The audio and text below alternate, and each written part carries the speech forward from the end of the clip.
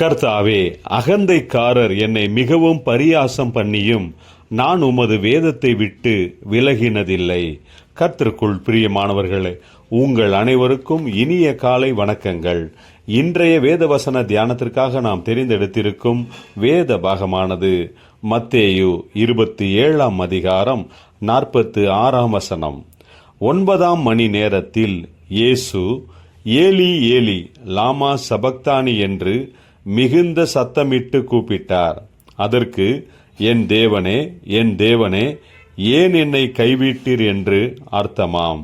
பிரியமானவர்களே, இன்றைய வேத தியானத்தின் தலைப்பு நல்ல வெள்ளிக்கிழமை என்பதே.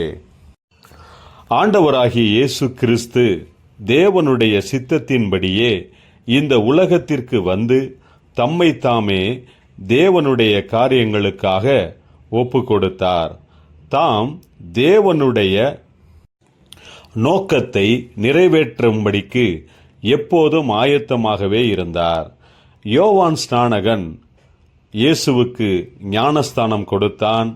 அதற்கு பிறகு இயேசு 40 நாட்கள் உபவாசம் இருந்து தம்மை ஆயத்தப்படுத்தி தேவனுடைய ராஜ்யத்தை குறித்த நற்செய்தியை அறிவித்து அநேகரை விடுதலையாக்கி குணப்படுத்தி தம்மை மேசியா என்று வெளிப்படுத்தினார்.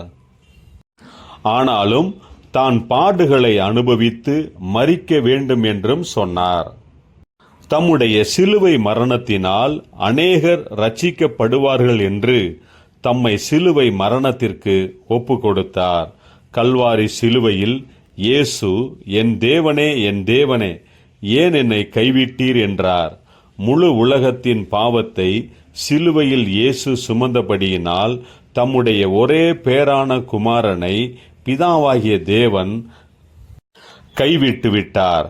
இப்படிப்பட்ட பயங்கரமான வேதனைகளை இயேசு நமக்காக அனுபவித்தார்.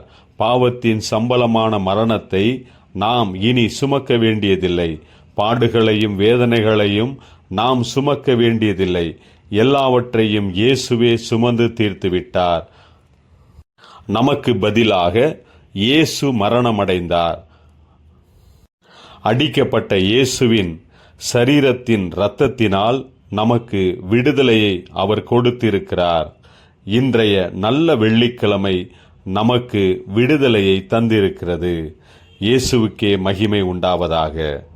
ஜெபிப்போம். ஜீவனுள்ள தேவனே, இயேசுவினுடைய மரணம் எங்களுக்கு விடுதலையை தருகிறது.